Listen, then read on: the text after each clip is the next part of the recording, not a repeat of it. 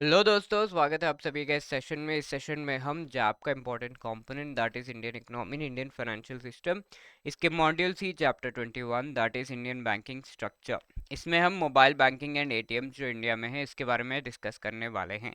So this session will be really interesting. और इसके साथ में I would just like to remind you कि ये जो सेशन है ये पार्ट है हमारे फाउंडेशन सीरीज का, जहाँ पर हम कुछ इंपॉर्टेंट टॉपिक्स को बहुत अच्छे तरीके से एक्सप्लेन करते हैं और फिर उनसे रिलेटेड एमसीक्यूज को डिस्कस करते हैं, ताकि आपको आइडिया लग जाए कि किस तरह का टॉपिक जो है एग्जाम में आ सकता है, कैसा क्वेश्चन एग्जाम में इस टॉपिक से पूछा जा सकता है। And before moving ahead, let me just remind you, if you are preparing for the JAP 2024 exam, then the best thing would be कि आपको कोई ना कोई जो है हेल्प करे इस चीज से related, because the time left out is very very less. So we have come up with this master course, जहां पर आपको बहुत ही बढ़िया कंटेंट प्रोवाइड किया जा रहा है। चारों के चारों जो कंपोनेंट्स हैं ऑफ द जैब एग्जाम उससे रिलेटेड आपको प्रोवाइड किया जा रहा है। ईच एंड एवरी चैप्टर के रिकॉर्डेड लेक्चर्स, फिर उसके MCQs, full length mock test, you are also getting the complete notes each and every chapter के, एंड इसके साथ साथ लाइव क्लासेस जहां पर आपको जो है बहुत अच्छे तरीके से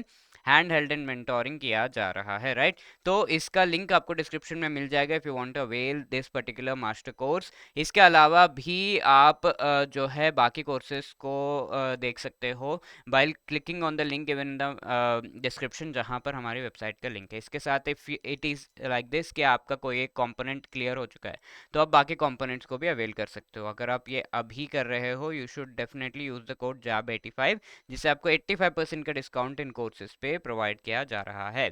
okay, so let us discuss a few other things related to the payment ecosystem. हम देख रहे हैं सबसे पहली चीज यहाँ पर है प्रीपेड पेमेंट सिस्टम्स, ठीक है। तो प्रीपेड पेमेंट सिस्टम्स की जब हम बात करते हैं तो we have a lot of payment systems. हमने कुछ के बारे में पहले डिस्कस कर चुके हैं।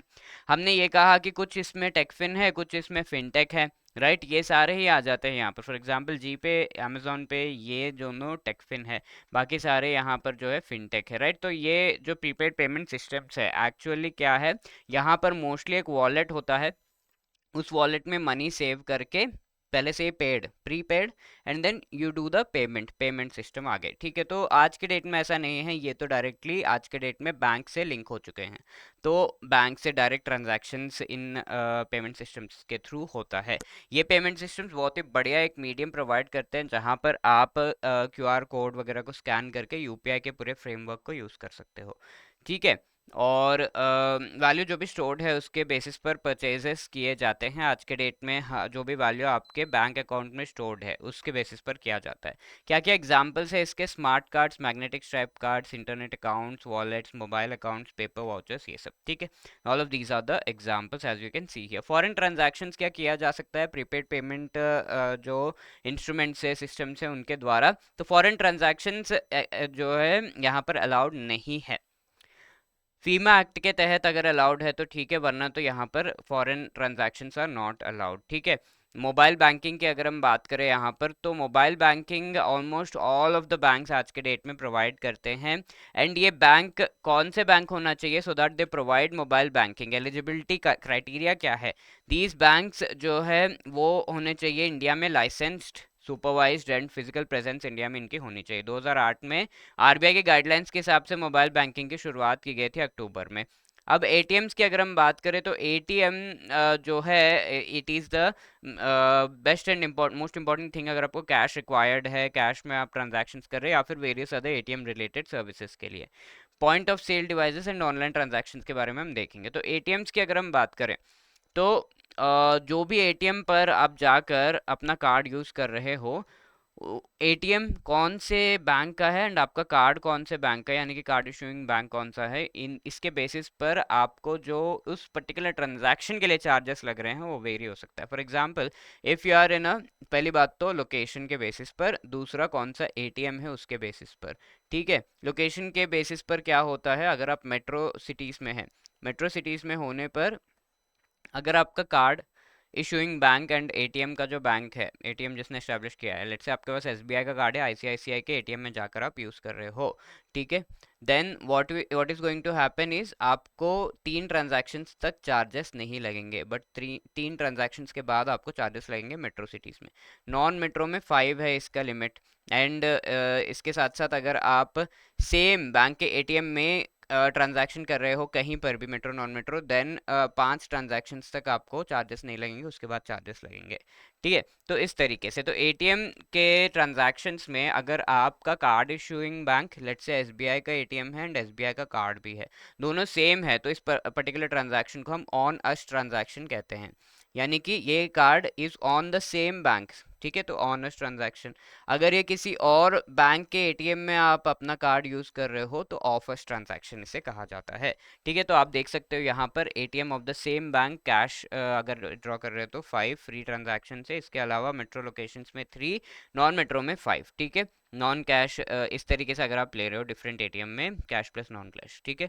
Bengaluru, Chennai, New Delhi, Hyderabad, Kolkata, Mumbai, all of these are the metro locations, ठीक है। ऑफर्स ट्रांजैक्शंस नॉन मेट्रो में 5 फ्री होते हैं। अब आगे बढ़ रहे हैं, पॉइंट ऑफ सेल डिवाइसेस के बारे में हम डिस्कस करेंगे। पीओएस डिवाइसेस आज के डेट में थोड़ा सा कम, but yes these are the complete payment system को जो है कंप्लीट करते हैं ये। तो इस तरह के डिवाइसेस मर्चेंट्स के पास होते हैं एंड आपका कार्ड यहाँ पर टैप होता है, इंसर्ट होता है, जो भी होता है, and then you type in the secret code that is a pin number and अपना अमाउंट जो है वो विड्रॉ कर लेते हैं, वो आपके अकाउंट से उनके अकाउंट में चले जाता है, ठीक है। Cash withdraw by debit card, online gateway वगैरह पीओएस के थ्रू किया जाता है। इससे रिलेटेड गाइडलाइन 2009 में आरबीआई के द्वारा लाए गए थे, ओके। तो these were the things we had to discuss. Now let us try to answer this question. Which among the following statement is correct with respect to prepaid payment instrument? Foreign transactions, prepaid payment instruments में foreign transactions are permitted without restrictions, are permitted as per the provisions of FEMA. Foreign transactions are not permitted at all, none of the above, ठीक है। तो foreign transactions की अगर हम बात करें, prepaid payment instruments में हमने देखा था फीमा एक्ट के तहत जो परमिटेड है सो है, बाकी तो परमिटेड नहीं है, ऐसा हमने देखा था। तो foreign transactions are permitted as per the provisions of FEMA, that is why B is the right answer here, okay. Any भी सही जवाब होगा यहाँ पर। Now this is a homework question. A transaction carried out at an ATM of the card issuing bank is called, ठीक है। Onus, ऑफस, on me, on you, क्या कहा जाता है, प्लीज मुझे बता दीजिए इन द कमेंट सेक्शन। देखते हैं कौन सही जवाब देता है। इसके साथ साथ if you have any other queries you can always call us on this number, या फिर you can drop a mail at hello@edutab.co.in and we will be responding to you almost instantly, ठीक है। तो अगर आपको ये सेशंस अच्छे लग रहे हैं you can also let us know by dropping a comment in the comment section, या फिर आप हमें मेल भी कर सकते हैं। All the best for your preparation, like share subscribe करना मत भूलना। Thank you, all the best.